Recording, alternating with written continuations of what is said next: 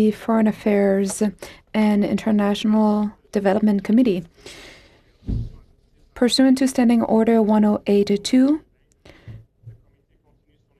we are looking at a study of the granting of arms export permits with a particular focus on permits granted for exports to Turkey. Not speaking. When you have 30 seconds remaining in your questioning or testimony time, I will signal you with this yellow piece of paper. Interpretation, as always, is available through the globe icon at the bottom of your screens. And I would like to now welcome our witnesses for the first panel. We have with us the Honorable Gar Knudsen, PC, Chair, Canadian-Turkish Business Council, Kristen Sianfarani, President and Chief Executive Officer of the Canadian Association of Defence and Security Industries, and Mike Mueller, Interim President and Chief Executive Officer, Aerospace Industries Association of Canada. Mr. Knudsen, the floor is yours to lead us off with introductory remarks for 5 minutes, please. Go ahead, sir. Thank you, Mr. Chair and esteemed members of the committee. Also, if Dr. Fry was on the call, I'd wish her a personal hello as a former colleague. On behalf of the Canada-Turkish Business Council, or CTBC, I would like to begin by thanking the committee for your invitation to appear as part of your deliberations on the issue of export permits for Canadian defense products to Turkey. As some of you know, I'm a former member of Parliament that may know I served as Minister of State for Central and Eastern Europe and the Middle East and Secretary of State for International Trade. I'm here today in my role as chair of the Canada-Turkish Business Council. The CTBC is a chartered, not-for-profit organization formed in 2001.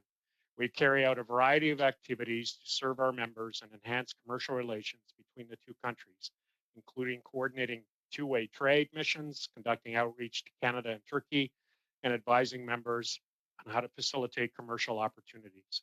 Specific initiatives we have supported include the negotiation of a double taxation agreement between Canada and Turkey and the establishment in 2019 of a bilateral joint economic and trade committee, or JETCO, headed by the respective Canadian and Turkish trade ministers.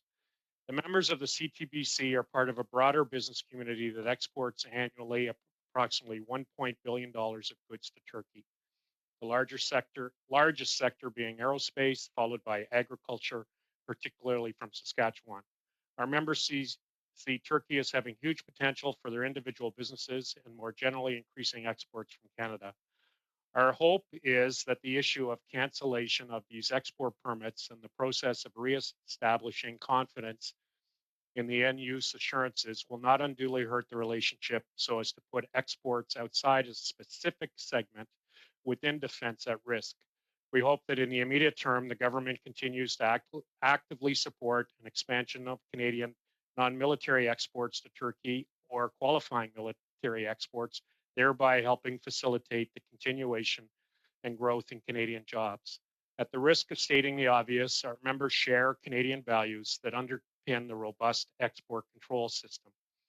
Having provided you with the views that originate with our members outside the defense industry, I would be remiss if I did not pass on concerns of our members that do export Group 2 controlled goods regarding the current process. From my work as a lawyer and a consultant, I'm aware that the process of approving or denying an export permit is too often non-transparent, particularly if concerns are raised during the internal consultations, and most importantly, too often takes too long to provide an answer. To be clear, I've had many interactions over the past year with Export Control Desk at Global Affairs, and they've been nothing but professional. It is not Global Affairs personnel who are the challenge to the permit issue, but the process itself, which at times seems to be designed without considerations for the implications of businesses, small, medium, large, and very large, who are trying to sustain jobs and industrial capability in Canada. In short, businesses require transparency, predictability, and accountability when they apply for permits. Service standards that are not met are a poor guide for suppliers and customers and lead to reputational damage for all parties.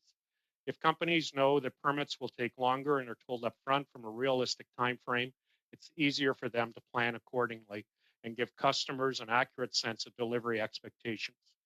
Global Affairs staff should be able to set some time limits on the consultee responses, such that if there is no response within a certain time, there is a presumption of no concern. Only by having some measure of accountability from the consultees can Global Affairs hope to keep their service standards. Similarly, companies would appreciate an opportunity to engage with consultees who raise questions or objections. Often technical or commercial confidential information can add clarity to a permit request, which a non-technical evaluator might not immediately grasp. Such engagement adds to the sense of transparency, since companies are often left feeling that the process is arbitrary, capricious, and unpredictable. I know of at least 2 companies at present who are considering relocating their manufacturing outside Canada because of the export permit has made doing business as Canada, doing business as a Canadian firm in practice. Yes. Those 2 companies alone would represent the loss of approximately 300 direct jobs and affect several hundred indirect jobs.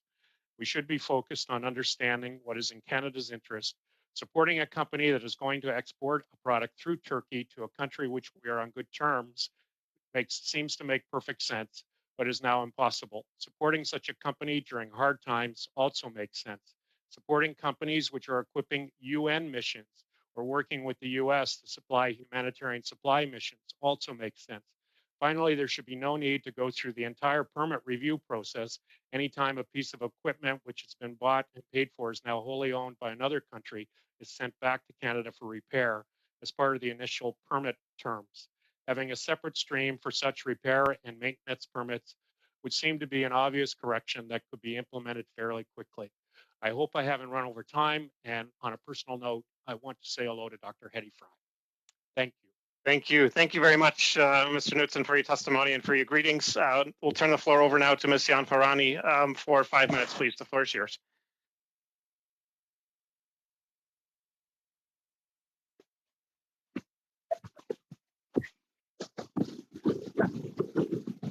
Okay, we seem to be having an audio issue, at least I do. Let's just double check for a second if the microphone is connected. I'm just going to pause here for a second.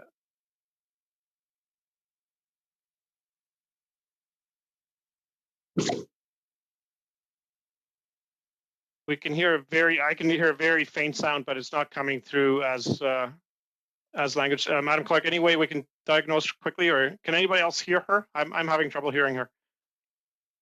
Can you just try unplugging and replugging?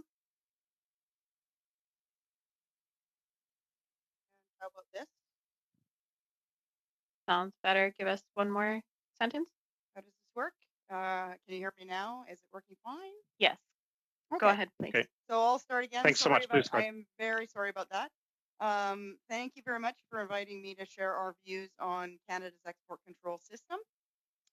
We presently represent over 400 Canadian firms. Over the last 5 years, we have represented at times near 1,000 firms that produce technologies and services for the Canadian Armed Forces and authorized foreign customers.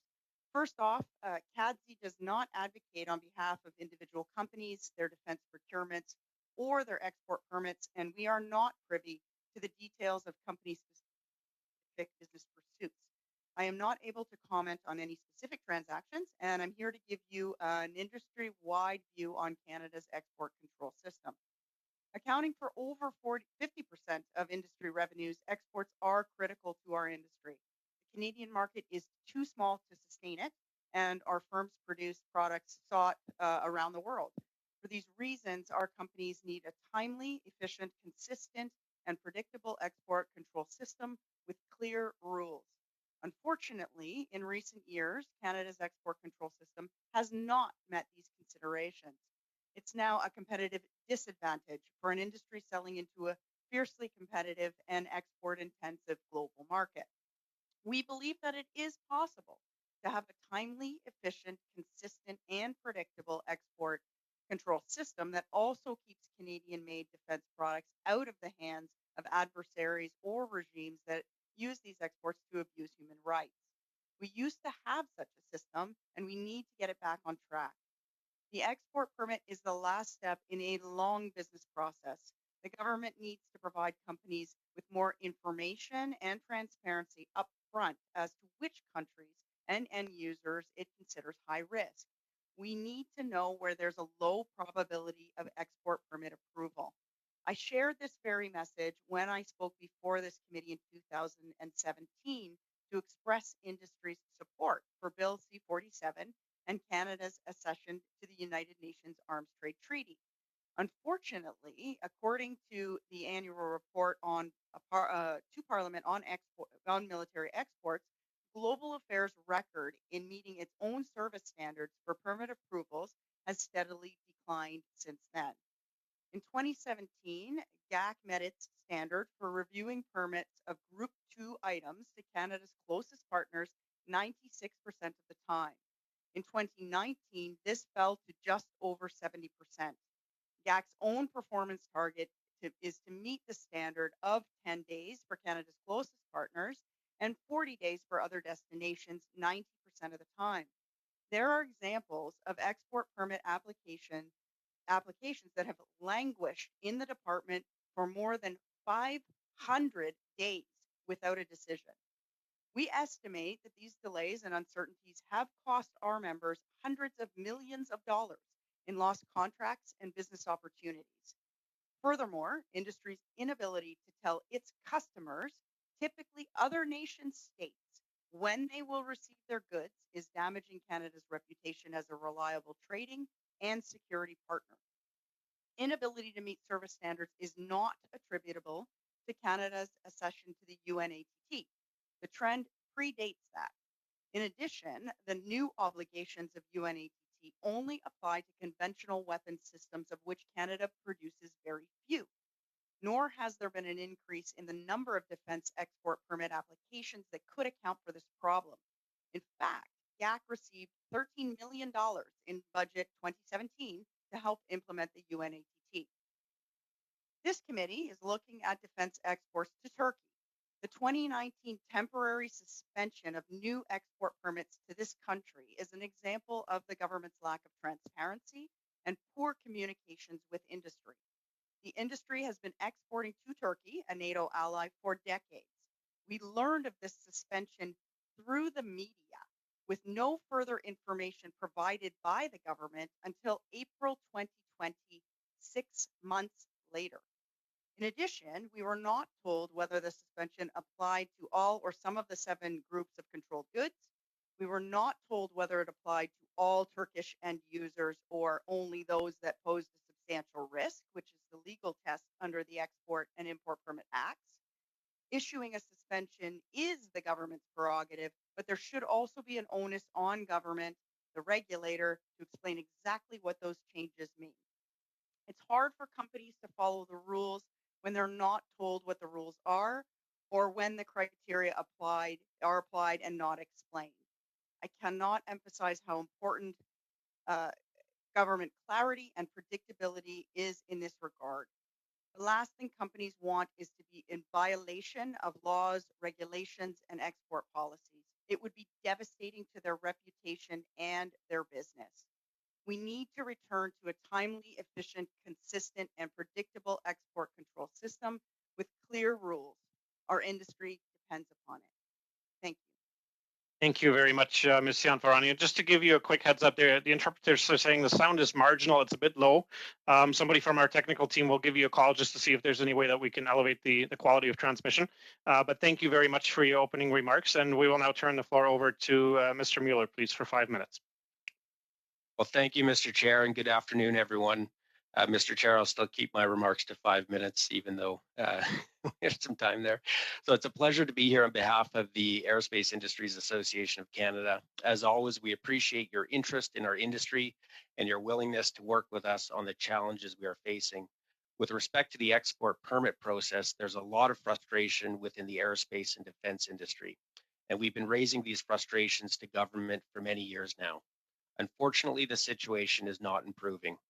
Let me just state at the outset that given the current economic situation, this isn't simply about businesses being frustrated. There are real economic opportunities being missed, opportunities that could yield significant financial dividends here in Canada. As most of you will know, aerospace is an industry that is highly export intensive.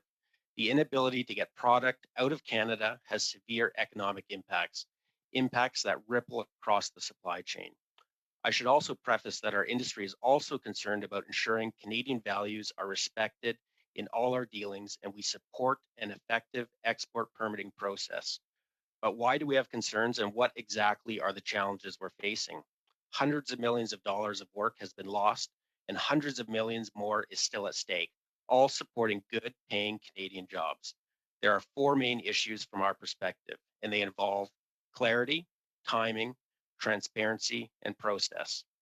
On clarity, companies are looking for some assurances of where they can and cannot export. Right now, we don't have that. And while industry is sensitive to the fact that government needs to keep certain aspects of its diplomatic work pertaining to security confidential, surely there's a way for government and industry to work in better alignment to ensure significant time and resources aren't wasted on ventures that will never move ahead because permits will never be issued. Companies are spending a lot of time and capital to tee up new business. In many cases, years of work. Significant costs are incurred. Significant energy is expended, only to be told, sorry, better luck next time. Clarity is needed. We're asking for government to work with us to strengthen the process. It's not in anyone's interest to waste time and resources, and this is currently the case on all sides. Timing. When it comes to timing, the service standards for permits are all over the map. We have issues that have taken months, and in certain cases, even longer. Businesses need assurances if they are exporting from Canada that the timing to secure the permit is not going to jeopardize the sale. We've been raising this issue several times, and we know that officials at Global Affairs Canada oftentimes are hampered by the time other stakeholders take to review the application. But delays are delays, and the result is lost business opportunities. That brings us to transparency. It would be extremely helpful for businesses to have the ability to find out where their applications are within the system. Currently, once the application is submitted, businesses are in the dark. It doesn't have to be this way. Our friends and allies like the United States have a system that offers businesses more detailed information in terms of the progression of the application. We've shared this with officials, and it's something that deserves to be explored. Finally, on the overall process, it is our firm belief that an overall review is needed to ensure the process doesn't inhibit the ability of business to export from Canada. As part of the review, we believe the concept of a triage system should be explored. This is just one of the potential ways to streamline things to better improve timelines. For example, if an application is submitted that is part of a previous application that was already approved by the department, there should be a mechanism to fast track the process. Why repeat cumbersome duplications when they're not needed? Improving clarity, timing, transparency, and the overall process is long overdue. Work packages, and more importantly, the good paying jobs and capability we have here in Canada have the potential to leave the country. And I don't think anyone here wants to see that. We were encouraged to see funding in Budget 2021 to strengthen the administration of Canada's trade control regime. This is a good first step, but more resources are required specific to the export permitting process. So we ask for your support on this and on the need for an overall review of Canada's export permit process. A signal has to be sent from the political level to ensure that this is deemed a priority. Please help us ensure that our businesses are able to responsibly export their product without undue delay and compete in the global marketplace. Thank you, Mr. Chair. Thank you very much, Mr. Mueller. We'll now go to round one of questions from members. They consist of 6-minute segments, and leading us off this afternoon will be Mr. Morantz for 6 minutes. Please go ahead. Thank you, Mr. Chair. Mr. Knudsen, I think I'll start with you. I think the testimony has been very interesting so far, because really the reason that we're here having this study is really because a piece of Canadian technology, defense technology, wound up on the ground in a conflict for which it was not intended. Turkish government transferred this technology to Azerbaijan, and as we now know, it wound up in the Nagorno-Karabakh conflict, and that's the reason for the cancellation of permits. Now, I recognize it's very interesting to hear the testimony that this also highlights problems with the permitting process. But I wanted to just, before we get into that, stick to this particular question. So with Turkey, and I'm asking you because of your experience as an MP, and I think you did some lobbying a number of years ago for the Turkish embassy. Is there any work being done, diplomatic work with the Turkish government to try and mend fences, to try and provide assurances to the Canadian government that would allow for future export permits to Turkey?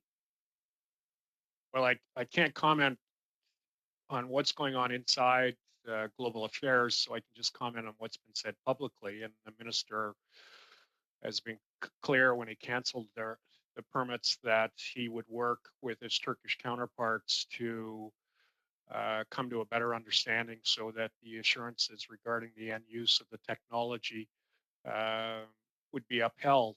But in a real world sense, though, you can send product to a country.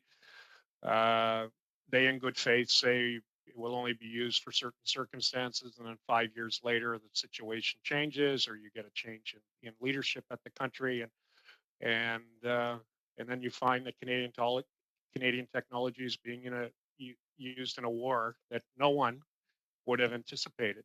So it's a difficult uh, task.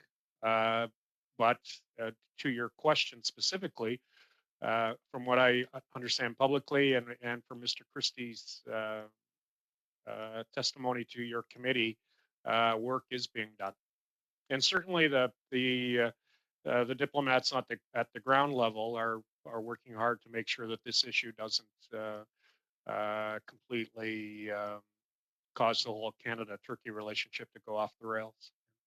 Thank you. And Ms.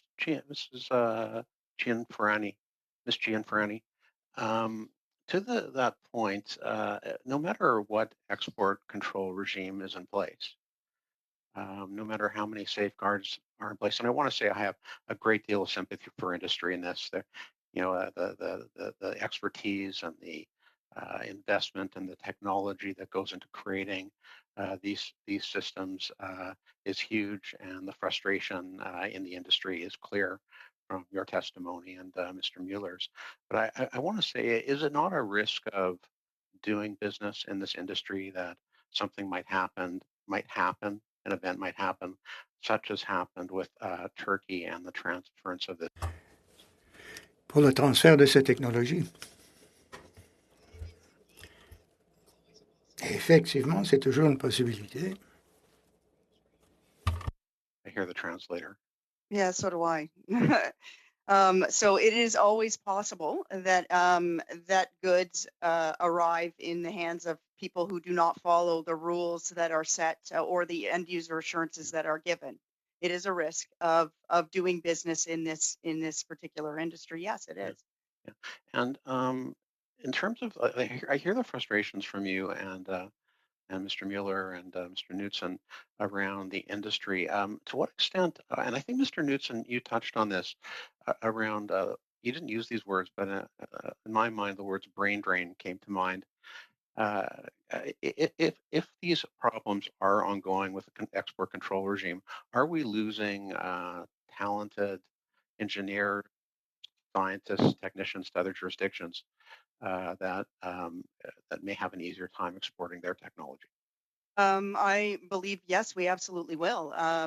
Large multinationals who have foreign head offices and footprints elsewhere will look to moving their technology, which means essentially moving their lines of business outside of Canada.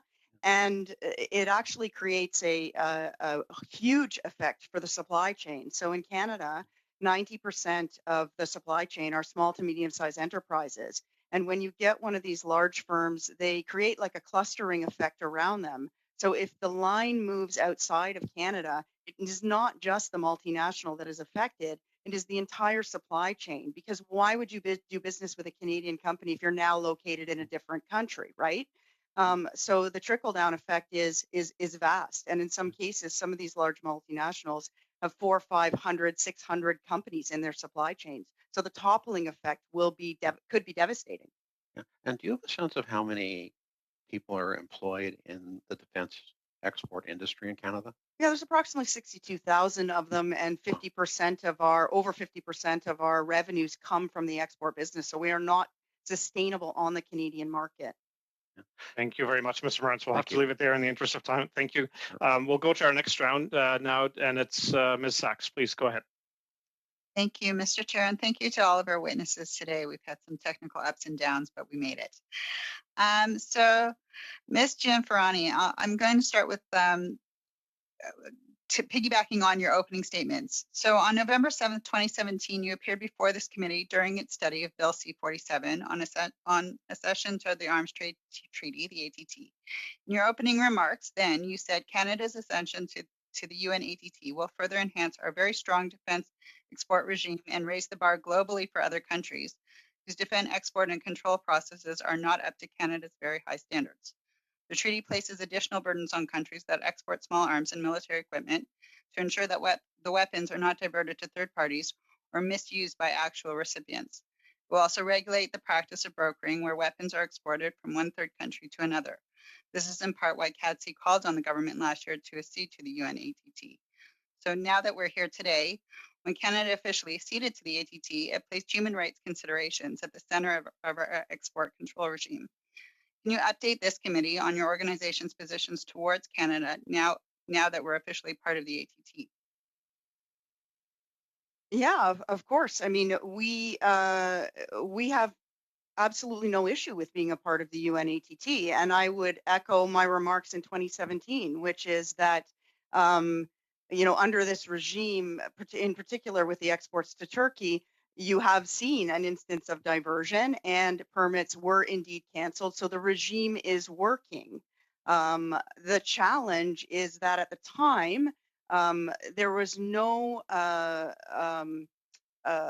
issuance of any expectation that the export permit system writ large would be slowed down or affected by the UNATT. And what we are effectively seeing is not necessarily related to the UNATT, but related to additional criteria, potentially political criteria being overlaid on top of the UNATT, where there is a lack of clarity, a lack of transparency, and a lack of predictability that has been introduced into the system, which, as I said, I do not believe is directly correlated to the addition of the UNATT. I believe we are seeing a systemic problem in the export permitting process. Okay, I understand. Just going back to that same appearance in 2017, you also said that Bill C-47 has recently amended to place the criteria used to review exports into the legislation itself, rather than into regulation as originally proposed. That means that Canada is going above and beyond what is required at the UNATT. So with that vein, could you explain what that meant for the industry when Canada decided to go beyond what was required by the ATT, and how has the industry adapted to this legislation since the implementation? So I hear about delays, but let's talk about the overall impact to the industry when we are trying to go above and beyond what's expected, because we placed human rights at the center of that. Yes, I mean, what I would say is that Canada has gone above and beyond by putting it into legislation as opposed to regulation. That nuance is just simply that most countries would put it into regulation, which would allow them to be slightly more flexible over time in how they transform or modify, if need be, their standards. So their legal terms and their understanding of the application of the UNATT. That being said, we have waited for quite some time to find ourselves in possession of, and I would say that it is this committee actually that has caused the release of documents which have actually put into sort of crystallization what terms and what uses the government will apply to terms such as substantial risk and mitigating measures, which are criteria that need to be defined by each government entity and then applied. So during the period of 2017 to 2021, where we are now, the definitions of what the government would look at in terms of substantial risk were opaque to us. And in fact, I would argue that as each instance of an export control issue gets raised, it seems that these definitions either get clearer or they get murkier depending upon what has occurred within the country. I understand. Okay, I have one last question. Let's move there then. Have there been any collaborative initiatives between industry and Global Affairs Canada to address these issues of mutual concern? And what avenues do you see for addressing export permit problems faced by the industry? So we're talking about the problems, but how have we worked together with you to try and solve them? So there have been multiple attempts, first and foremost at the political level, to talk to the Minister of Foreign Affairs going back to 2017. We have sent in multiple letters requesting conversations. We have only recently, that is within the last 3 weeks, have had a conversation with a Minister of Foreign Affairs on this file. And there has been no direction by a Minister of Foreign Affairs to their department to actively work with industry. That being said, we are in contact, obviously, on this file with the department on a regular basis and have made numerous attempts to have working groups with that department in order to get clarity on permits, in order to get clarity on the definitions for permits, and in order to find ways in which we can expedite permits for countries that are not risk areas. So as I think some of the other panelists mentioned, our challenges are not necessarily coming from the willingness of the department itself, but are coming from our ability to have conversations with the political level on this particular file. Merci beaucoup. Merci, Madame Sachs. C'est votre allocation. Merci beaucoup. Thank you very much. The next series of questions will be to Mr. Bergeron.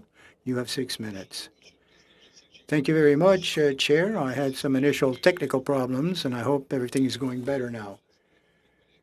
I hope that everyone hears me clearly and that the interpreters have adequate sound in order to perform their duties.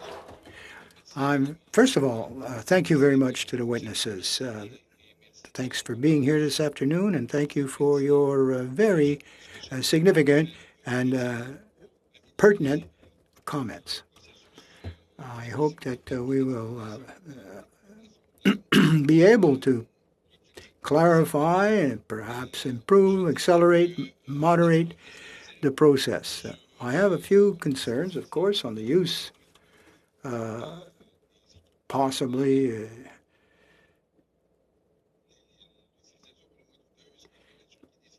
that dubious purposes to which Turkey may be putting some of these materials that they are buying, but perhaps we can find ways and means for the government to improve matters. You've mentioned, Mr. Knudsen, you mentioned, and I didn't take any offense at all, that he said hello only to Dr. Fry. I'm sure he wasn't aware that I wasn't participating this afternoon. I have very warm memories of a mission, a commercial trade mission that we in Kuwait and Saudi Arabia. So nice to see you again, Mr. Knudsen. I've returned to federal politics. I've returned to federal politics, as you can see, and you're not to know that. You didn't know that necessarily, but anyway, I'm pleased to see you. You pointed out, rightly so, the decision taken by the Canadian government to interrupt exports of sales to Turkey of various material. And of course, this has put a chill on the relations between Canada and Turkey. Of course, it's obvious.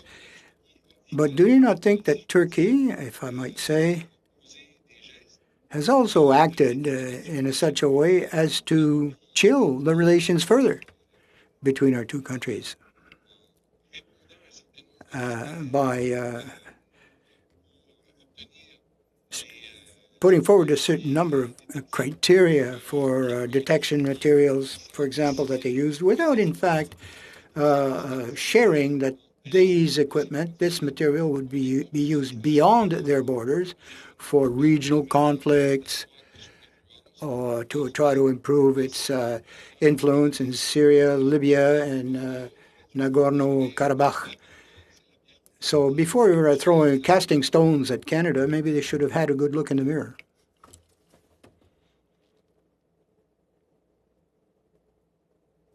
What say you? Thank you, Stefan. And hello,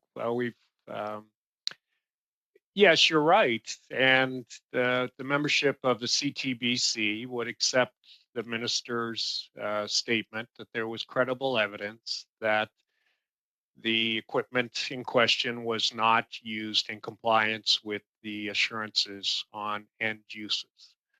I have no doubt, and our members would have no doubt, that that decision was arrived at after serious examination of the facts. And so absolutely.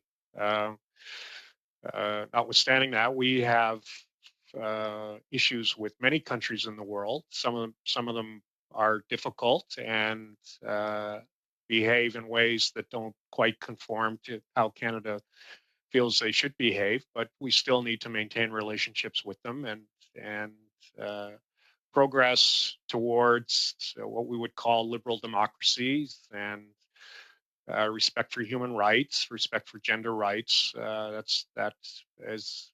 not talking about Turkey specifically, but that's a process that occurs over many years, and Canada works with countries, and they don't always do what they don't always do what we would like them to do or say what we would like them to say.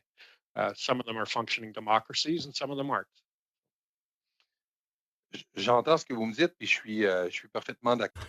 I hear what you're saying, and I agree with you totally. But one of the aspects of this particular problematic issue with Turkey is if we sell arms to a country, to any country, and then we're not necessarily to allies or close, like-minded countries, the risk is perhaps a little bit higher.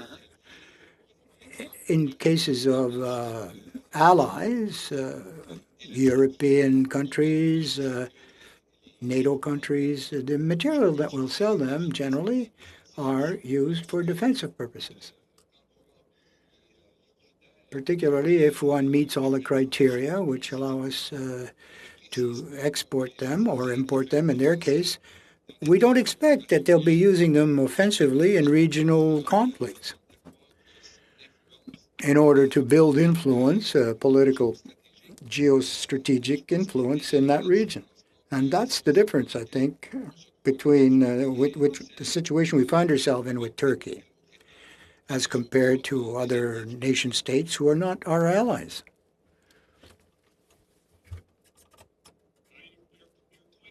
Right. In terms of the rules under the current export regime, the criteria for allowing arms to be sold to Turkey or shipped to Turkey are well understood. They can't be used for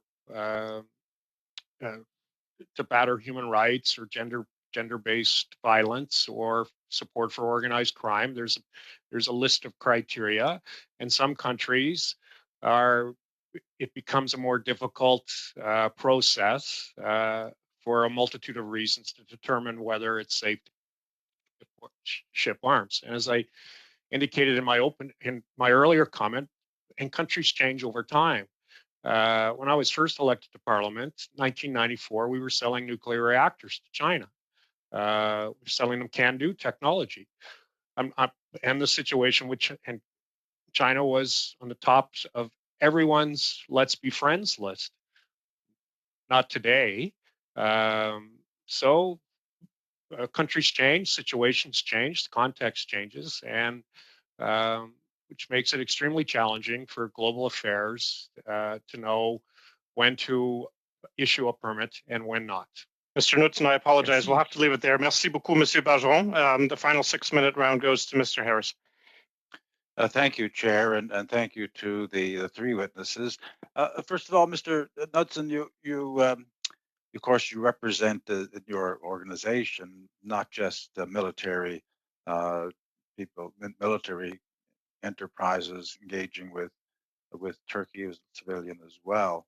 But when you say that the relationship was difficult after the decision was made in October of 2019 by the Canadian government to essentially they said that they were canceling all new permits, but they were leaving existing permits in place. So anything that was already been permitted could continue to have deliveries or even replacements for parts that had to be returned back to Canada. And I'm thinking, of course, of the Westcam sensors as this is the topic of our discussion. But your organization, some months later, in the 3rd of March 2020, wrote to Francois Philippe Champagne, the then minister, that the policy lacked transparency and was impacting hundreds of millions of dollars in contracts sales. Can you say in what respect was it there a lack of transparency? The reason was given for it, in the sense that it said it was due to the light of military activities in northern Syria. So it was pretty clear why they were doing it, and that there was new permits being canceled for control goods temporarily, and that prior existing permits remained in place.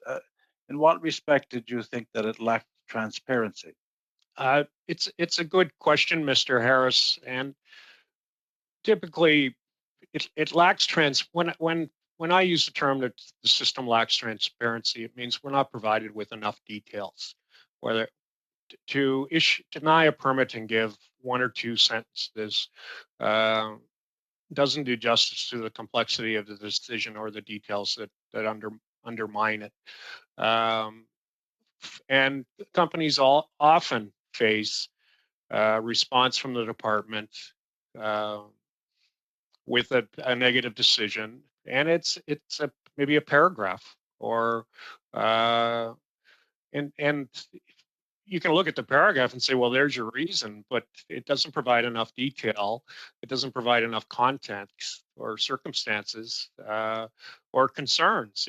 It's for example, we'll often have a discussion with officials in the department, and they'll say concerns are being raised in our consultation process. They won't tell us what the concerns are. They won't tell the company, are there any way to address the concerns? So while you look at, and legitimately, you would look at a sentences in a letter and say, there's your answer. It explains why the permits were denied or delayed or suspended or canceled. And I would say there's not enough detail to provide genuine transparency. Of course, your people who are dealing with military weaponry and systems are obviously aware that decisions that are made by countries with respect to export have to do with relationships with the other countries. People, for example, the people who are dealing with the Westcam group is well aware of what's going on in Turkey. They're well aware of where the equipment is going and what's being put on, and where the military activities of Turkey are taking place. So it's not as if they're in the dark. They're not naive about the purpose for which they're selling this equipment. So why would it come as a surprise? Well, what detail would you need to know other than the fact that a government was making a decision based on it could be political considerations or international considerations or whatever. But that's part of that comes with the territory, as it was. If you're dealing with this kind of equipment, does it not? No, I think your comments are fair. I'd make 2 points. Certainly, it was in the conflict between Azerbaijan and Armenia. It was clear what the circumstances were. That could not have been anticipated unless you had tremendous spies. But there was no way to anticipate that from a Canadian perspective.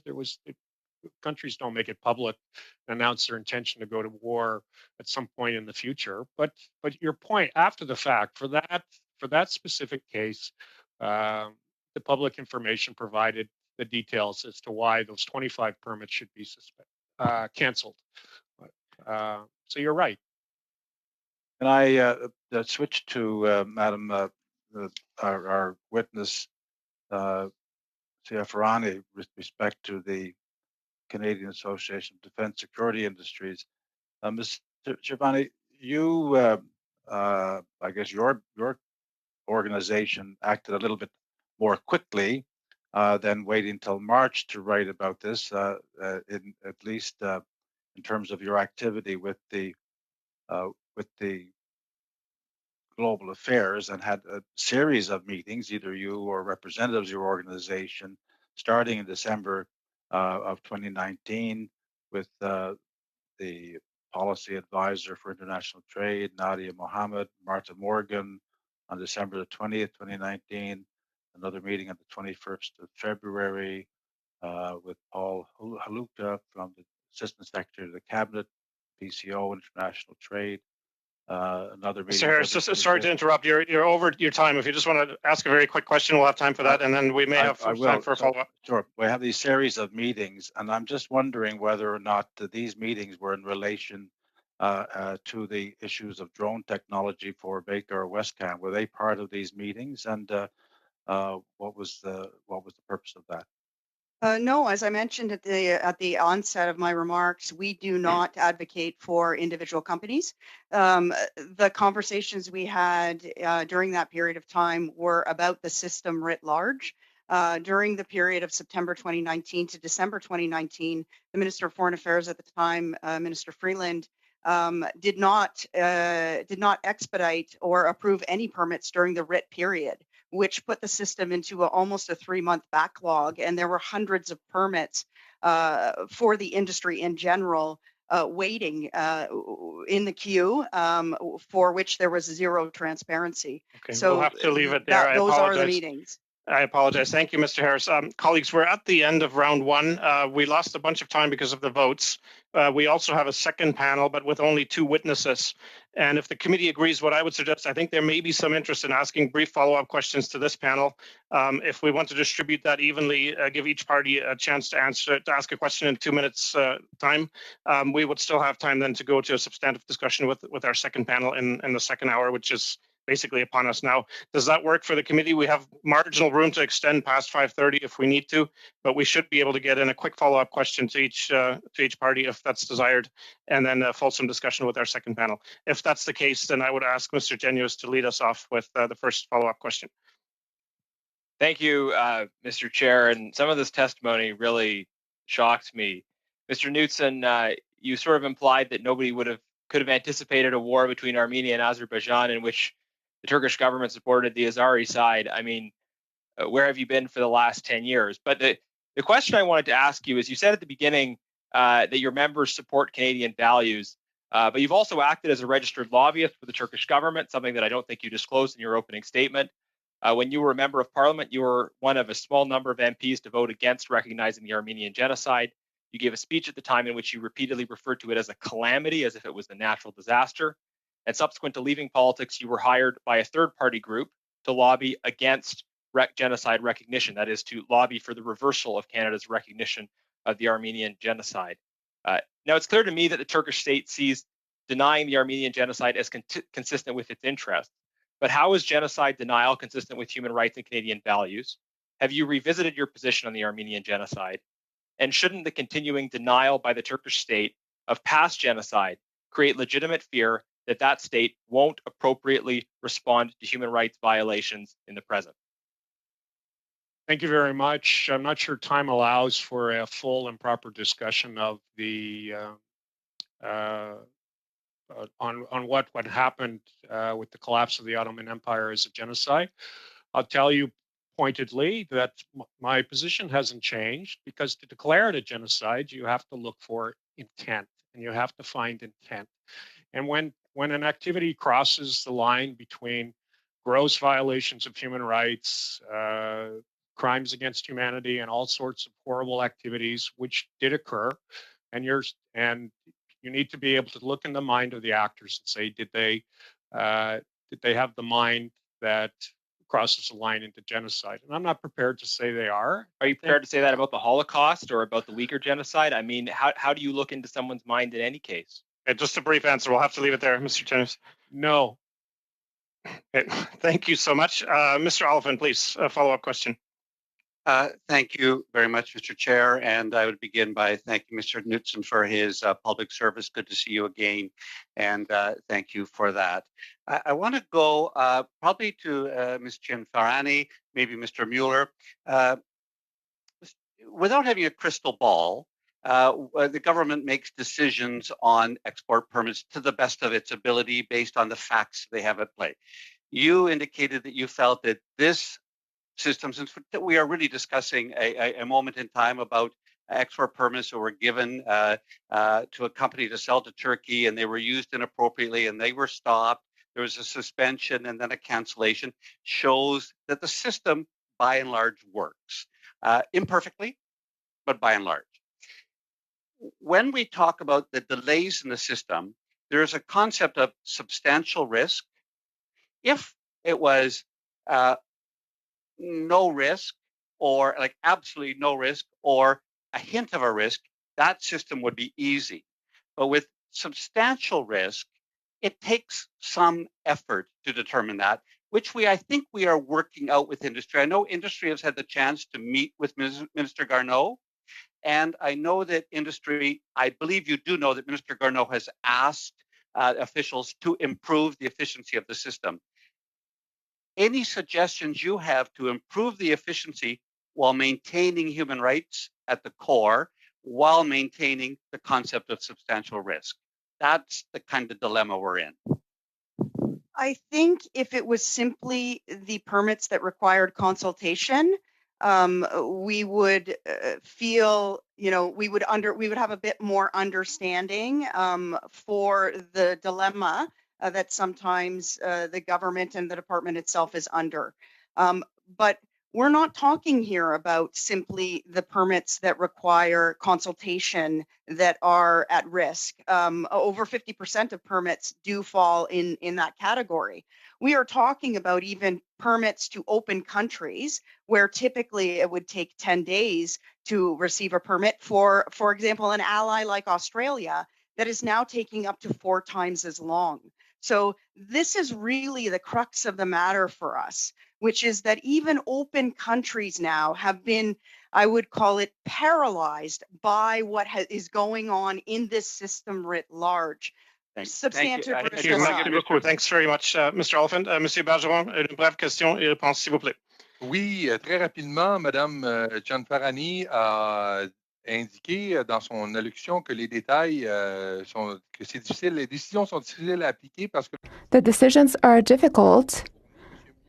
Details are not being given. Mr. Mueller said that there was a lack of clarity with regard to communication. Mr. Knudsen said there was no transparency. So briefly, please, because we are out of time, what would you like, what should be implemented for the process to be better?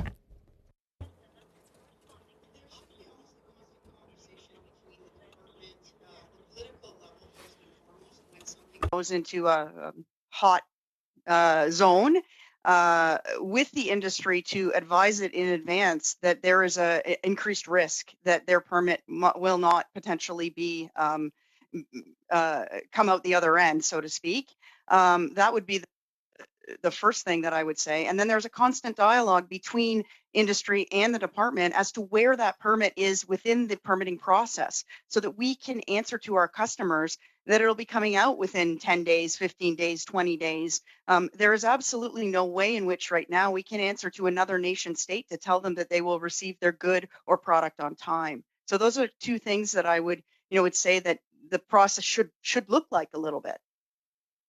Merci beaucoup, Monsieur Bergeron. And finally, Mr. Harris, a brief follow-up question. Thank you, Chair. On April 9th, 2020, the then Minister Champagne and Minister Borneau announced the creation of an arm's-length advisory panel of experts reviewing best practices to ensure that the ATT of Canada their controls are, quote, as robust as possible. They seem to love that word, robust. My question now is that whether we're told that panel was supposed to be responsible for evaluating permits. Have either of you, Mr. Mueller or Ms. Gianfarani, Have you been consulted on this creation of the panel, and do you support it, and why or why not? I can go first. We have not been consulted on these on a panel, and we don't really know, because it hasn't been fully described, what such an agency or a panel would mean in this context. If an export panel is simply to assess the vigor or robustness of our permitting system, then we are fine with that. If it's being set up to advise on specific permits, we would strongly oppose that, given already the sluggishness within the system, and on top of it, the fact that, as I understand it, even individuals that are pro-panel, who have made representations to you, have acknowledged that no such panel exists in other nations upon which to base a model. And that tells us, because that goods and services of this nature are instruments of foreign policy and fall under the consideration of governments themselves, and that the government cannot shift its legal responsibility for permit approvals to some external body. Okay, we have very little time, Mr. Mueller. If you want to just take 15, 20 seconds to comment, we'll have to transition to our next panel. Perfect. Well, thank you very much, Mr. Chair. Maybe just to add to that, I would say it's incredibly important that industry, government sit down together to figure out that process. And again, just to reiterate, we have the clarity, the timing, the transparency, and then that overall process. And I must say that the officials at Global Affairs have just been great to deal with when we have these issues. But overall, we need that process because business is suffering. And our competitive advantage here, as we mentioned before, is the workers that we have. And that's who we really need to protect. Thank you. Thank you very much. Colleagues, on our collective behalf, I'd like to thank our witnesses of the first panel for being with us for their testimony this afternoon. And Madam Clerk, we will suspend briefly to allow them to depart and to sound check our witnesses for panel 2, and then we'll resume. Thank you so much for being with us. Merci beaucoup.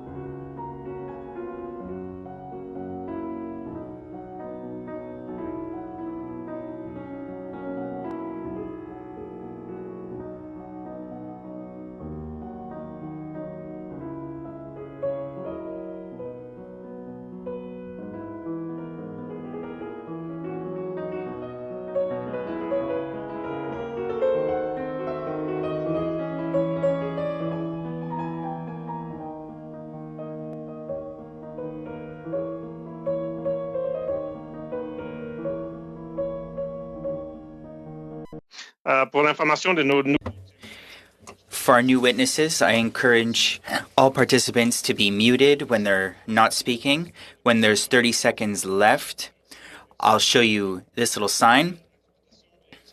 Interpretation, as always, is available. With us, Mark Agnew, Vice President, Policy and International, Canadian Chamber of Commerce, and Jan Simon, Professor of Strategy, Université Laval. Mr. Agnew, I will ask you to lead off with the opening remarks for 5 minutes, please. Chair and members of the committee, thank you for the invitation to appear today as part of your study on the granting of export permits. As you will know from the Chambers of Commerce in your communities, we have in our membership companies of all sectors, including both large corporations as well as small and medium-sized enterprises. I'd like to thank the members of this committee for taking up this study and exploring the issues around the export permitting system. Although the system is quite complex, and admittedly this is a difficult topic, it is important for parliamentarians to hear from a wide range of stakeholders. I readily acknowledge the media coverage over the last number of years on export permits going to certain markets. There are indeed challenging geographic areas where, given the intersection of foreign policy, commercial, and human rights considerations, it can make for a fairly fraught discussion. However, I will focus my remarks on the export permit system at a macro level, since I am not well placed to comment on specific companies or permit applications. It is important to note also that the export permits are used by a wide range of sectors, and the system challenges are not just about those exporting offensive weapon system platforms. As you heard from Global Affairs Canada officials at their earlier testimony to this committee, industry has had ongoing contact with the department about the need to improve the processing of export permits across the board. I would like to go on the record to recognize the efforts of departmental officials to seek to understand the concerns of industry. And we also welcome the announcement in Budget 2021 of increased funding for the trade controls work of Global Affairs Canada, which includes the export permitting system, among other things. However, there is still a need for improvement in the system, and I would like to offer a number of areas that we hope the committee will reflect in its recommendations. First is to increase information sharing in the export permit application process. Companies invest significant money in years of business development to secure foreign contracts. An export permit is usually the last step in the process after a contract is signed and products and/or services are ready for delivery. Communicating earlier regarding a particular export and destination country would be very beneficial and allow companies to focus on the contracts that are most likely to have government support. Additionally, written guidance would aid companies evaluating potential bids, including not only understanding how rules are applied on a country basis, but also how assessment criteria are being applied during the evaluation process so that companies can know what considerations they need to proactively address. Industry acknowledges there are broader foreign policy implications to publishing written guidance. However, we feel it is important to strike a suitable balance between managing bilateral relations, predictability for companies, and not undermining the government's need to respond to changing conditions. Second, it is critical to ensure consistency on the messaging that companies receive from government officials. Companies with a low level of awareness of how the wheels of government grind on may not be as sensitive to the division of responsibilities within departments or between departments. This is particularly the case in trying to differentiate between the parts of government that regulate export permits versus those that have mandates to promote industry and exports. While companies acknowledge the rigor required for export permitting by necessity means independence for evidence-based decisions, businesses do feel caught between different parts of government when expectations are not met. Therefore, enhancing messaging consistency from government would help business manage their expectations. Third, we think there is a benefit to having an explicit triage system and expedited service standards for existing permits. Given the length of contracts, companies will sometimes need to resubmit an application for an export permit. Although there can be circumstances where the context changes for an application, it can also remain the same. The introduction of a triage system and expedited service standards for reapplications with no context changes would aid companies and enable departmental resources to focus on more complex applications. Fourth and finally, and at the risk of stating the obvious, we need a whole of government approach where the departments that have a role to play are all properly resourced to enable the attainment of service standards. This is particularly the case given the changes from the ATT and the new nature of interdepartmental approaches. Getting the aforementioned areas right is not optional if we want Canada to have a reputation as a reliable business partner. This includes supporting Canadian companies acting as prime contractors, but also Canadian businesses that are supply chain participants feeding into OEMs, such as those perhaps in the United States where we have deep supply chain integration and that need reliable input sources. In closing, I would like to emphasize that we do not operate in a risk-free world. This is especially the case for the products that are requiring export permits. I hope to leave the message that the system needs to be regulate thoughtfully, and this means ensuring we are supporting foreign policy, human rights goals, while also recognizing the important role that exporters play in the economy. Thank you for your attention and look forward to your questions. Merci beaucoup, Monsieur Agnew. Monsieur Simon, je vous passe la parole pour vos remarques d'ouverture de 5 minutes, s'il vous plaît. Merci beaucoup. Thank you very much, Chair. Members of the committee, I thank you for the invitation that's been offered me to appear before you today. The issue of the issuance of export licenses for arms is important not only for the industry but for the whole of the country. As the previous speakers have said, there's been a lot of discussion on this issue, and I'm here because I consider these questions to be very important. Over the course of the last 2 decades, rather, I've had opportunity to examine this in a strategic fashion, and my comments will deal on the industrial aspects.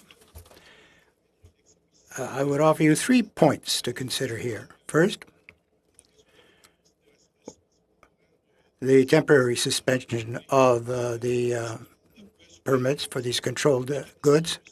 We need robust control mechanisms, and we need to protect the intellectual property of the original manufacturers. We also need an efficient framework with mechanisms of sharing of risk with the industry. And we need a systematic approach with our allies and partners, other stakeholders, to ensure the correct arrival at destination of this military material.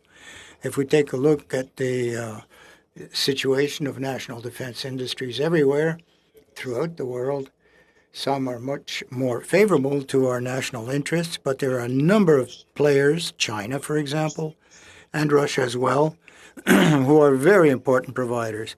Turkey has become an important supplier in recent years and a big player in the industry. These emerging countries, who are emerging as suppliers also, have increased their capacities broadly. Now, also, as suppliers of systems and complex platforms, we can see a growth in these markets. The inputs of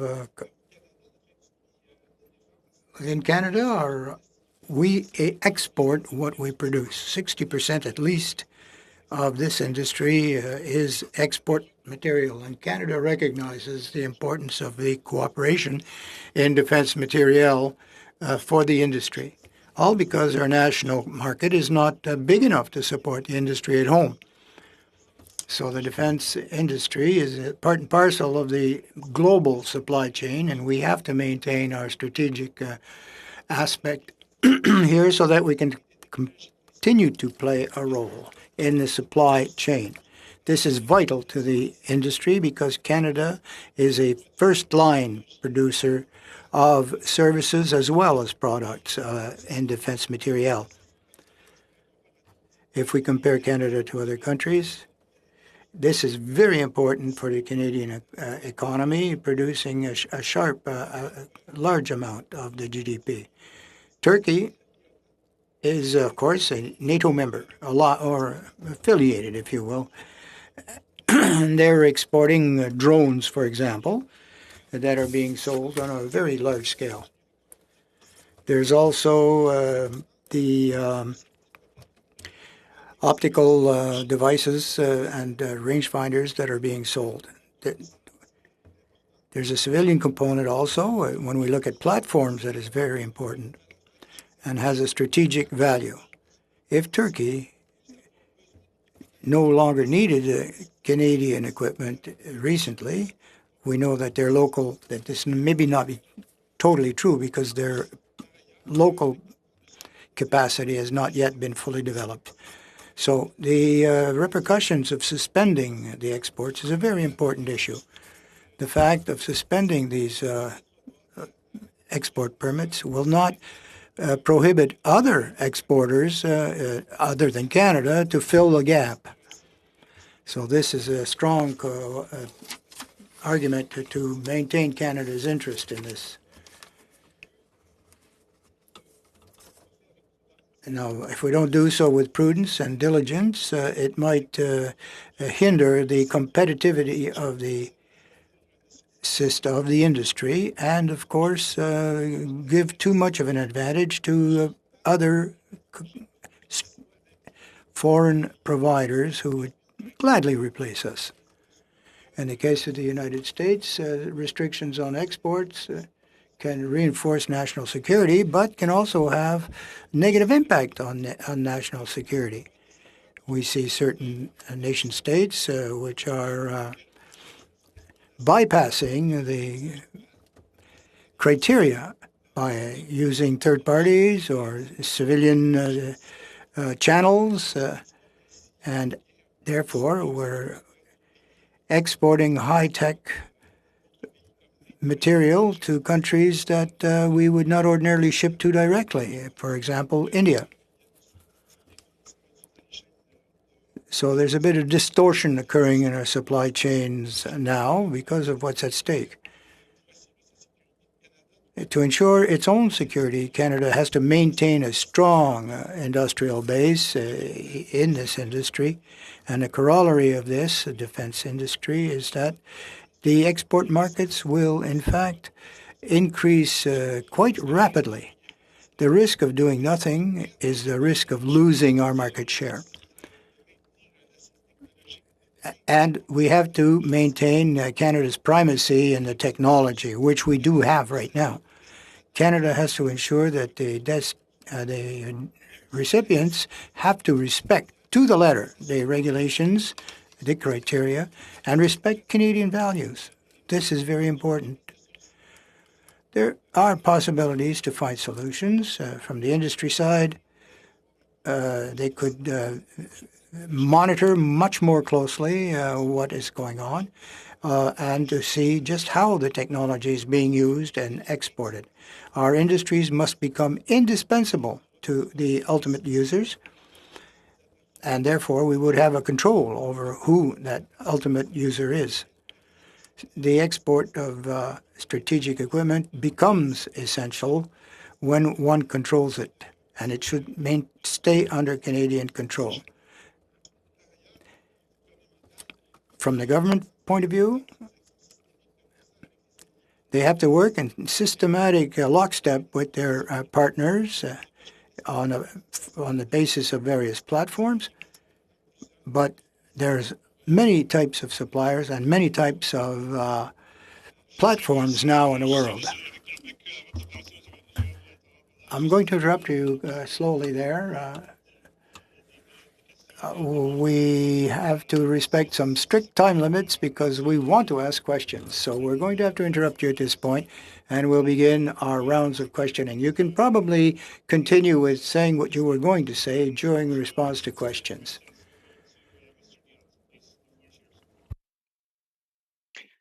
Thanks for both witnesses for being here. It's an interesting topic, obviously. I'd just like to start with something fairly broad and maybe obvious to the experts, but maybe you could explain in layperson's terms how important is Canada's defense industry, and especially to different regions across the country. I'd particularly like to know if there's a great deal of importance to, say, my home province of Alberta, and maybe you can quantify, maybe starting off with Mr. Agnew and then Professor Simon could wade in. I don't have particular regional breakdowns. I mean, the numbers that you had heard from the previous panel are, aligned with what we have internally of about a little over 60,000 people that are in the defense and security industry, and over half that being exported. In some ways, it's quite hard to measure as it pertains to export permits, though, because there are many other applications beyond just how defense and security is narrowly defined. And so, for example, a number of IT systems are included within the scope of a controlled good. And so it's quite hard to give you a firm number, but we can take that back, and I'd be happy to send the clerk whatever we are able to find. Sure. Professor? Dans la même lignée de ce que disait M. Agnew, effectivement, il y a une répartition géographique canadienne. Geographic distribution, not of exports, but of various sectors. In the east of the country, Quebec, Ontario, we have electro-optic infrared device manufacturers, and we're leaders in that. Also in the design of systems. We have MRO, maintenance, repair, overhaul, shops in the east and the west of the country. And in Ontario, we have the combat vehicle manufacturers. Other military activities, of course, occur on both sides of the border in the defense industry. Some products and services have to be dual operational functionalities. Like in information technologies, these are subject to very rigorous criteria, control, and conditions for use.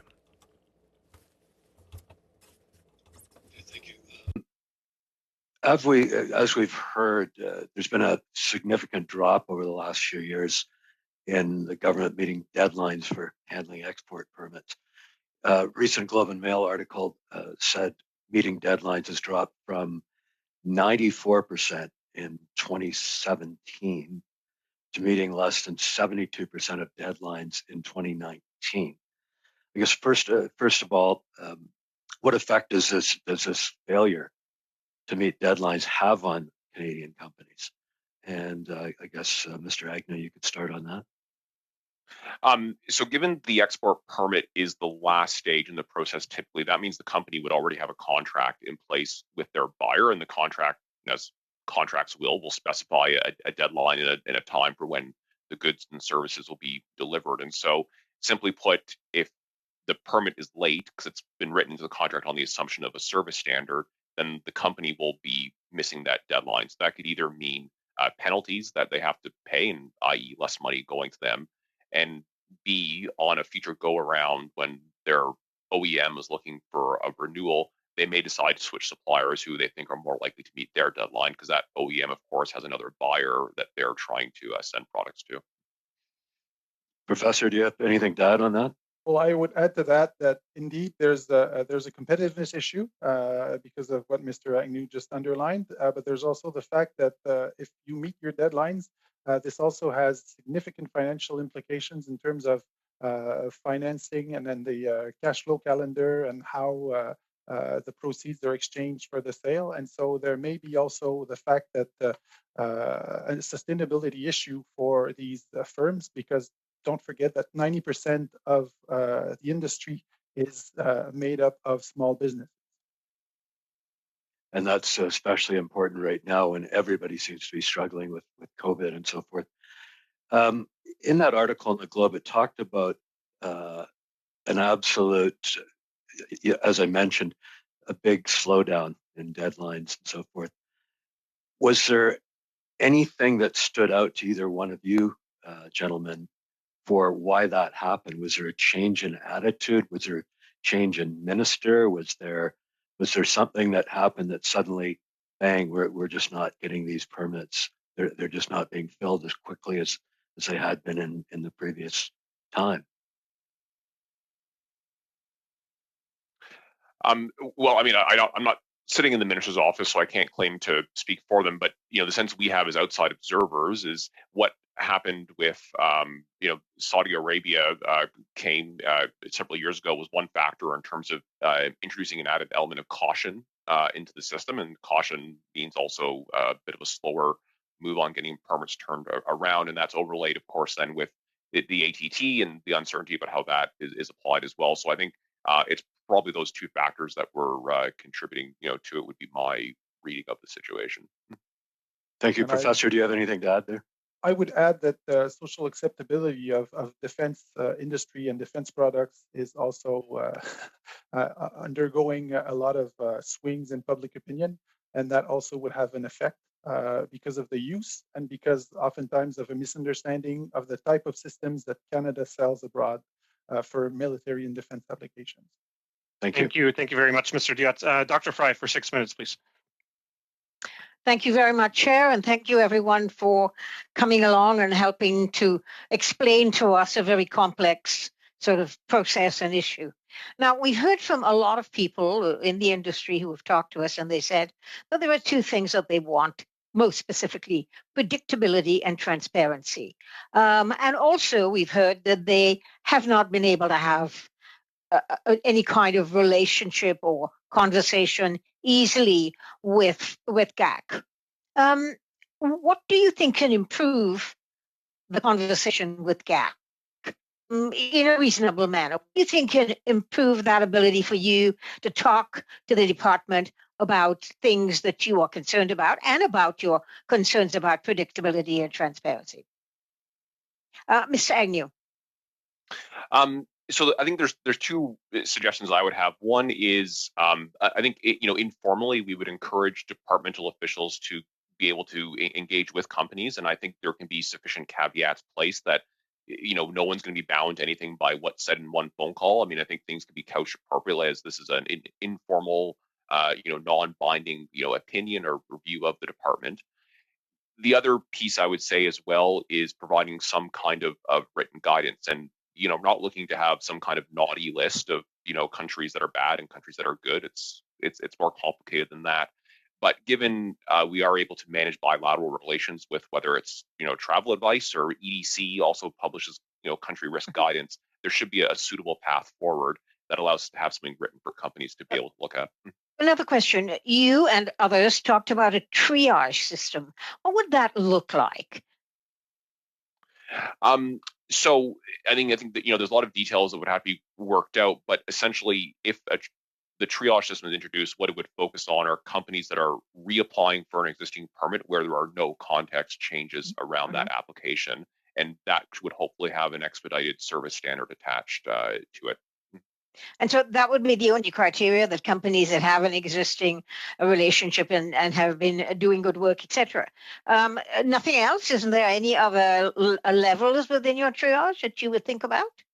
Well, that would be the main criteria. I mean, there might be others once we get into it, but I think we do want to be reasonable about this. And so if there is a context change, we would say that probably would not fit that triage circumstance. So we do want to be fair and recognize that, again, there are a number of competing issues that need to be balanced, whether it's the foreign policy, human rights and commercial considerations. You talk, and so did everyone, about balancing, the government's decisions and also the need for industry to function and the jobs that they create. And so, again, I go back to the term predictability and transparency. What do you think is the industry's responsibility in terms of being predictable and transparent? In other words, they are talking to countries about providing arms and other technologies, defense technologies. Should they also be able to say to the government, look, we've been doing this for this country for X years. There is a change in regime. We're beginning to think that this is not going to be used in keeping with human rights and other values that Canada has placed on arms control. How do you do that? Do you do this due diligence? Do companies do due diligence on their part? I'm saying it's not just the government who needs to do due diligence. Companies will have a diligence process, yes, of some kind. But this is where, again, providing more specific criteria would help companies with that due diligence process. And so, for example, when we talk about substantial risk of gender-based violence, well, what is the government looking for in that evaluation so that companies can make sure the application is addressing all of those points adequately? That's one example of values-based. But what about a country that has changed regime and is now unpredictable?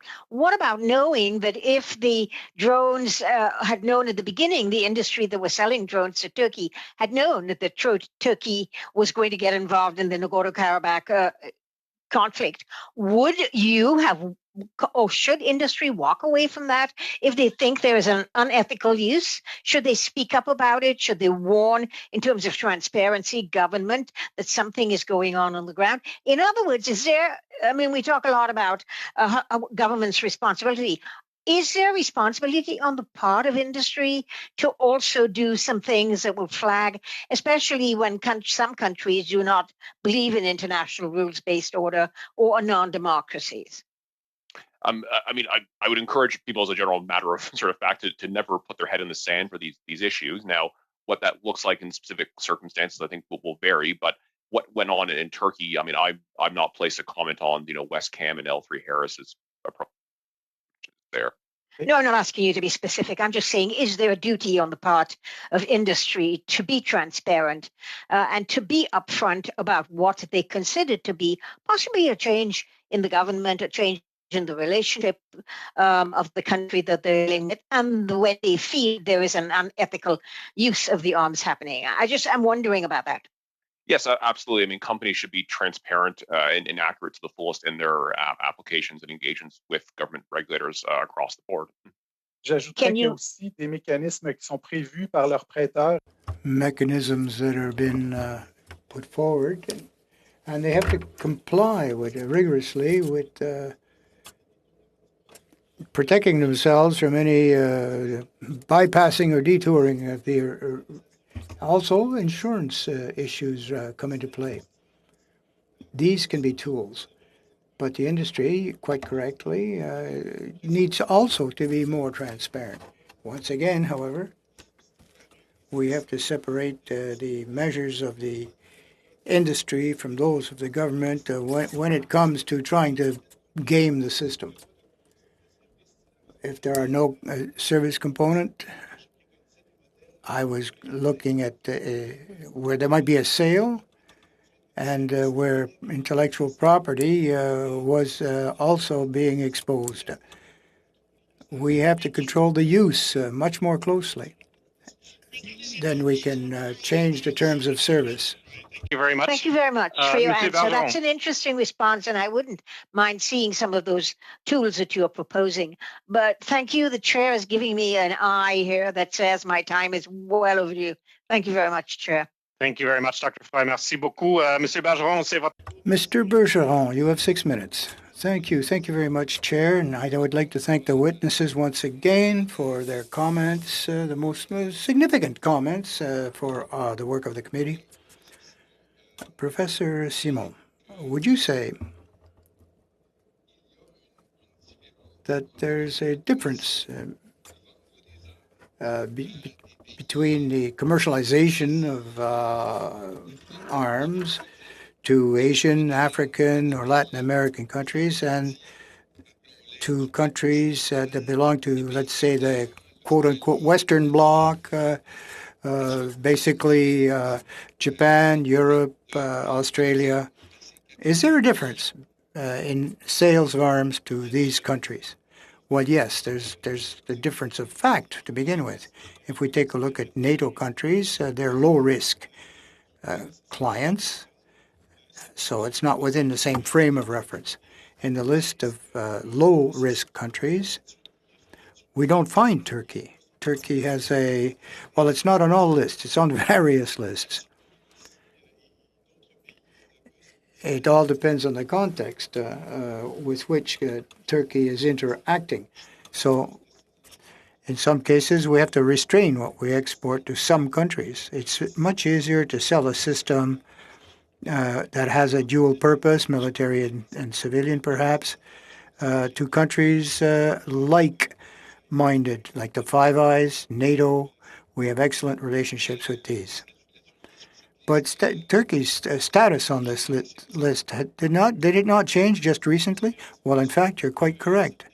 Certain allied countries have behaviors which are not necessarily condoned by the alliance, by NATO.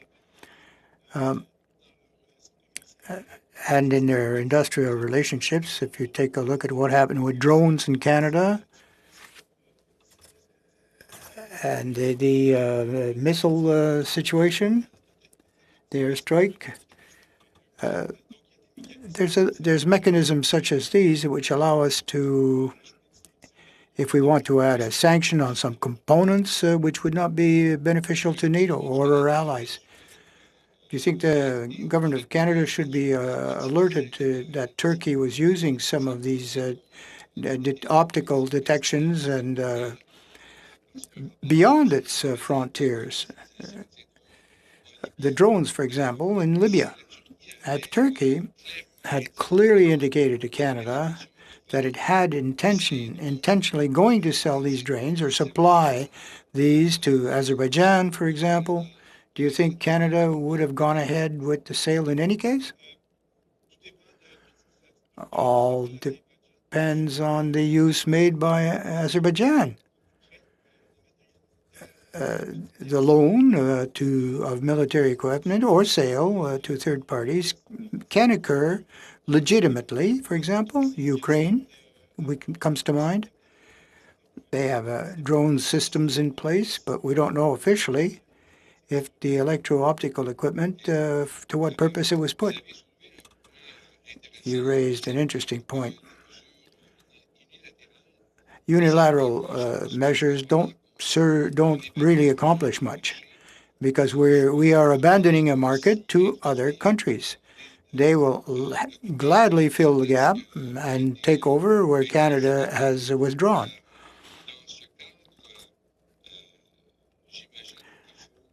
So in this context, I believe that we should be examining some multilateral tools and methods, perhaps NATO-wide. Yes, that's quite possible. NATO's structure is relatively decentralized, but it's a very tight-knit community, and it would allow for the implementation of these mechanisms. This type of mechanism would be an elective choice by these, and various criteria would have to be met. But we never have total guarantees to what means, to what purpose these equipment will be used. But we can have high confidence if we're dealing with NATO or allies or like-minded countries. Well, we can be assured of that, I think, for a certain number of friendly allies. But when it comes to when it comes to the weapons, we sell them. But can we expect, or should we expect, the same level of ethical, responsible behavior when it comes to the sale of these? We're selling to Switzerland or Germany. They verify both upstream and down prior to the sale and for the ultimate use. This is not necessarily true in a number of even Western countries. There's no real tight verification of what's going on. So within NATO, do we have the same level when it comes time to suspend arms sale? We're penalizing ourselves. We know that Russia and China will rush in to fill in the area. Liberal democracies need this kind of control. They must respect these criteria, and they must maintain their presence in the supply chain in order to have a say as to what material is sold and to whom, because potential rivals will absorb rapidly the market share, and we won't have any more influence. Thank you very much. Mr. Harris or Ms. McPherson? We have both on screen. Mr. Harris, will you lead off? Thank you very much, Chair. I'll look after this. Ms. McPherson just arrived, so I have the advantage of her. Professor Simon, I'm interested in the question of the responsibility that the exporters themselves have with respect to end use and what happens to their equipment once it's been exported. And in this case, we're talking about Turkey, and we're talking about a very substantial sized company here with operations, the parent company certainly in 100 countries with $18 billion in revenues. They're supplying very high-end equipment, and they typically know where it's going. GAC suggests in a question and answer document prepared that exporters and brokers must conduct post-shipment verification as part of their due diligence, and also they're required to inform GAC if it comes to their attention that the originally stated end use has not been respected. So can you say what kind of expectation or what kind of responsibility a company like L3 Harris Westcam would have in respect to these sensors ending up being gone to a third party or diverted, I think is the word used in the trade? There could be an audit system set up. Companies are very familiar with technological and other types of audits, so that could be one way of doing it. But you have to realize that it's really complicated for a company to go beyond the other company's boundaries. For example, in the case that we're talking about, going to the Turkish company and then doing an audit there, a supplier audit or a final client audit would be doable. However, once the product is in the hands of government agencies, it becomes harder to do that unless you have a service contract or a provision where you give the right to check from time to time the material and do periodical maintenance or activate or disactivate features depending on what the contract says and the uses that the material is intended for. In this case, Professor, I was well known it was well known that Azerbaijan was being armed and building up arms, and everyone knew about their previous conflict. but also it was known by it was announced by Turkey that they were selling drones or providing drones to Azerbaijan as well. And Westcam would have had to know that. The government of Canada didn't seem to know. But would not Westcam be able to, should they have a responsibility of telling Canada that something is going on? One thing is, je vais vous répondre en français. I'll reply in French. One thing that's important in this situation, of course, this is a concern, and of course, businesses do have a moral responsibility to raise a red flag if they're having difficulties or if they suspect difficulties. However, if there's no contract between a country and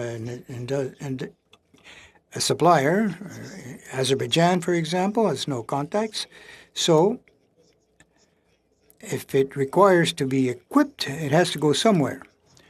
Industry, in this case, seemed to, well, it was a Turkish supplier. So it's a very loose situation because if a government takes a decision, if it's a national industry and it decides to sell arms or transfer them, it becomes a very murky gray zone. And it doesn't allow the industries to really have sufficient influence or control over what's happening with the material. This type of action can be quite dangerous. Thank you. One other question related to, it's been raised a number of occasions in this panel as well as previous, that the permit process is the last of a big long step of a big long trail of activities, and this is the last step. And yet why is that not happening?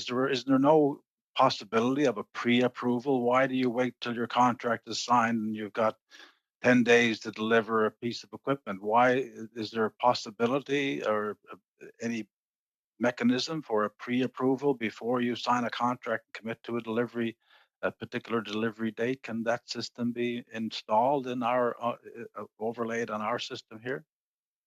A system like that could certainly be put in place and could certainly be put in place with the collaboration of industry because it's in the interest of industry to streamline the process as well as it is for the government that's vetting the process.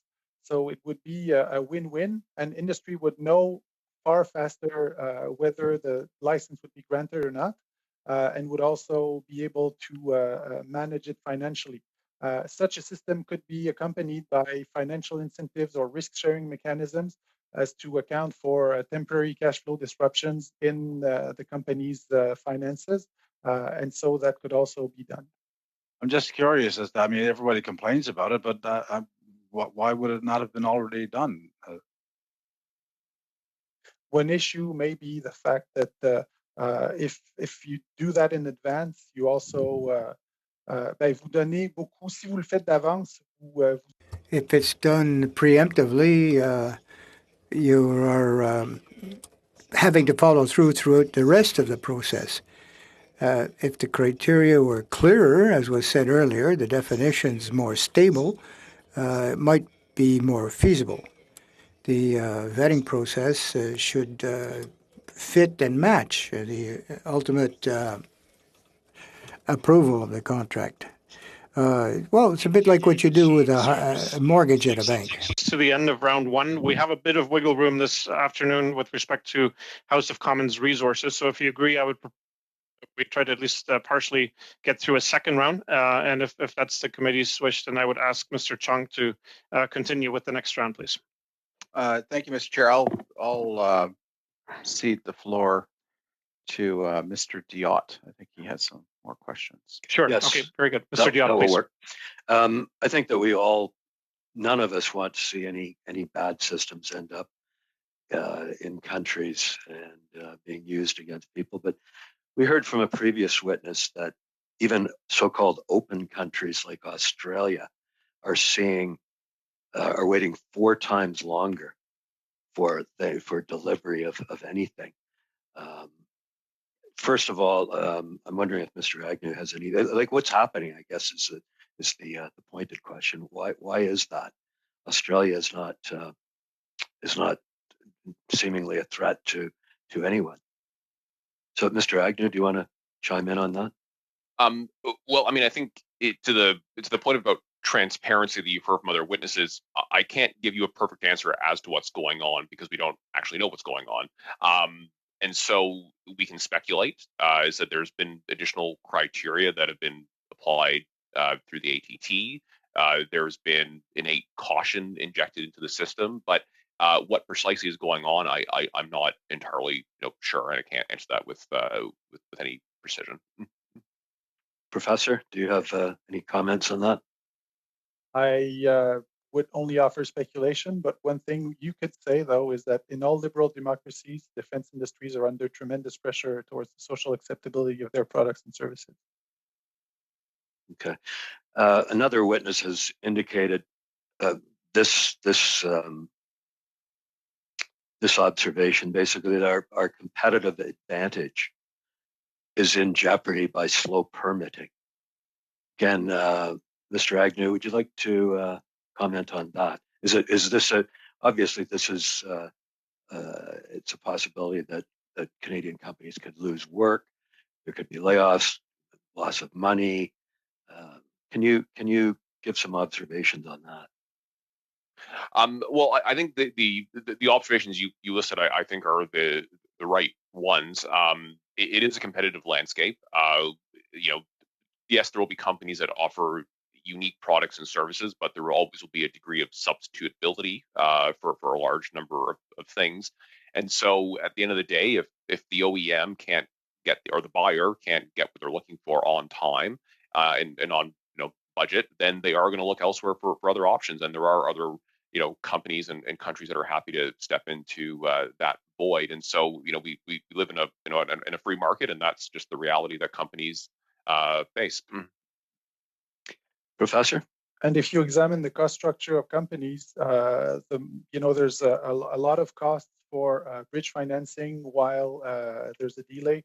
There's also human resources related costs of maintaining human resources that do not work on projects that bring in cash flows. You have also a lot of issues with dealing with overhead that this necessitates because you have to have buffer inventories of a lot of inputs that you have to think about how you're going to streamline your process and interface with your client. And so keep in mind that, as was said earlier, there may be penalties attached to such contracts. So the longer it takes, the more penalties you may suffer. And so it's a slew of costs that are incurred by businesses because of that. Just wondering, how would Canada stack up with other progressive companies or rather countries in the world? We know that we have been a bit slow when it comes to permitting for various reasons. So how would we stack up?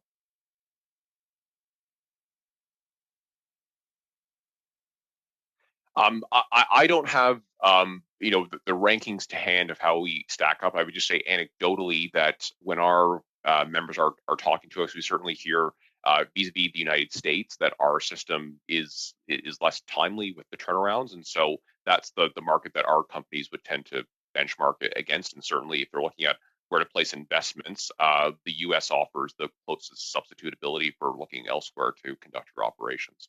Great. Professor, do you have just a brief comment? I concur the US is the benchmark, but compared with some European countries, Canada should not fare so bad, but I do not have the rank.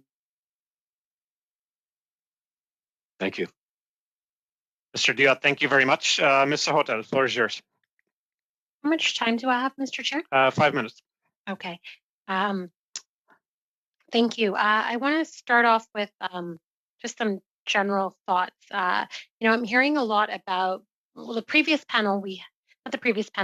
meeting we had on export permits. We heard from academics and civil society organizations, and after listening to them, you really felt that Canada was willy-nilly permitting export permits for almost every application. When you look at the numbers, you see that in 2019, 3,563 permit applications were submitted to GAC. 3,201 of those were issued. 1 was denied. 35 were canceled or suspended, and 206 are still under review. So in large part, fewer than 1% of cases annually are actually denied by GAC. But after listening to them, you felt, we didn't have enough stringent standards. And after listening to people on the industry side, you're hearing that there's not enough transparency and that permits are denied without industry really being aware or they're caught off guard. There was a recommendation made that, we should have an arm's length committee, and I didn't hear, a lot of advocates for that in the last panel. But what would you think about having an arm's length committee that would perhaps not consider political considerations, which I know that Mr. Agnew also mentioned, there are always political considerations when perhaps making the guideline public or in consideration when it comes to these permits. But there's been a lot of desire for us to move that political conflict, and that perhaps the test is also too stringent, and any risk whatsoever should be enough reason to deny application. So I feel like we're going in circles with the arguments on two sides, between civil society and between industry. So how do you square this circle? And that question is going out to really anyone who would like to attempt it. So I think in terms of the metrics, I know in the previous panel, there had been a discussion around the rejections, where our head's at is a bit more on the processing times and the service standards, because even if you're late but still with a favorable decision, you still run into reputational risks and penalties. So the metric that we're looking at is a bit different than the one that the member had cited. In terms of the role of an outside panel, I think we would want to see a bit more details as to what that mandate would be. We fully agree with what's been said earlier that such a panel should not become an outsourced body for decisions on individual applications.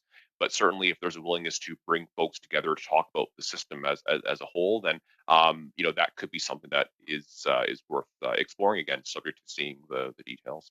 So you think there should be an outside panel to review the processing of GAC applications, but not an actual outsourcing of them reviewing the actual applications themselves?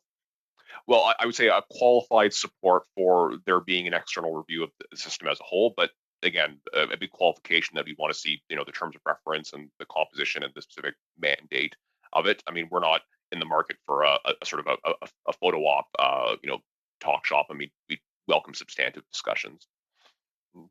J'ajouterais que ajouter des I would add that adding more instances to a process will not make the system any more efficient.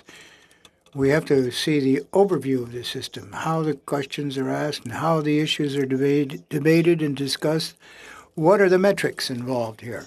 How do we arrive at a decision, for example? The objective is to try to be able to respond quickly to ensure to minimize costs to the industry, but to get answers and solutions that reflect and encompass Canadian values. It's very difficult to find the right balance.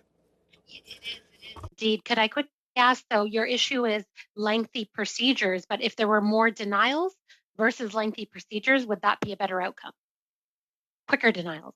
Not necessarily. Quicker denial, yes. More denials, not necessarily. Okay. Thank you very much, Mr. Rotter. Merci beaucoup. We will now go to Monsieur Bergeron. C'est votre tour pour... Mr. Bergeron, 2.5 minutes. Well, thank you, Mr. Simon. I'd like to pick up where we left off just a few moments ago. I feel that we're looking at a no-exit situation. Damned if you do, damned if you don't. If we apply the principles that we value, we risk either be overtaken by our own allies, and yet if we adopt a multilateral approach with our allies, we'll be overcome by less scrupulous nations that are willing to sell weapons under any condition. Can we get out of this impasse? Yes, we need an approach that is balanced, measured. When we talk about transparency, if we had criteria where were known to all, easy to identify, clear to the public, clear to stakeholders and other interested parties, that would be a huge step forward. It would be of great assistance both to the industry, and also to civil society as a whole. It would even serve to assist Canada in being the model. We have always been known to be acting on ethical grounds, and we could do it. But if we become a model and we lose a huge part of the market, have we won anything? Well, to become a model is not an objective as such. We won't lose market share if we become the model. In fact, we can work multilaterally, but without being displaced necessarily. We have to be strategic in how we assist our industries in participating in the supply chain. Yes, but if we act unilaterally, we'll be surpassed by not only unscrupulous nations, but also by allies. So we can't be a lone wolf in this. How do we get out of the impasse, even if we do it within NATO? Where's the guarantee where we still won't be overtaken by unscrupulous states? It's a terrific question, and I don't have an absolute answer. Only suggestions. We have to work multilaterally in order to limit the damages that may occur to industry. But if much less than if we act unilaterally. Ms. McPherson, please, for a final round for 2.5 minutes. Thank you, Mr. Chair, and thank you to the witnesses for joining us today and sharing this information with us. I hope I don't cover anything that's already been discussed today. I'm filling in for my colleague who has an important role to play in the main House of Commons today. I think I'd like to start with a question for Mr. Simon, if I could. Mr. Simon, former Ambassador Peggy Mason has told the committee that there is an obvious conflict of interest in investigations of arms exports because, and I quote, because Global Affairs Canada is pursuing two contradictory policy objectives, enabling sales of weapons to foreign buyers on one hand and adhering to the international and national obligations designed to protect human rights and international security that requires strict limits on those sales on the other hand. Do you agree with Peggy Mason that there ought to be an independent body making determinations on risk assessments and compliance with the ATT and Canadian legal obligations? That could be one way of solving the dilemma. Another way would also be to streamline the process, but have two independent committees focus on the two aspects of the mission, and then make their recommendation and have an instance or a body that would balance between what is recommended in both cases, the trade-off between sales and adhering to Canadian values. But there's no perfect governance mechanism and there's no perfect way of arriving at an answer. But anything that helps with preventing that conflict of interest is both a win for industry, but also a win for government. Sorry, and the two independent arms would be your preference. Then that would be the way that you would see it be better or more effective. It should. Hopefully, it will be effective. And when you talk about controlled exports, you will always have a political dimension. And so the eventual decision will always be at the prerogative of the minister or of the government. And so we need to have a robust system to prevent these cases where there would be an arbitrary determination. Thank you. My next question is for Mr. Agnew. Mr. Agnew, welcome to the Foreign Affairs Committee. I know that we had an opportunity to study the core ombudsperson at the International Human Rights Subcommittee, and I know I didn't get an opportunity to ask you a question that day, so perhaps I could finish my time by asking you a question today.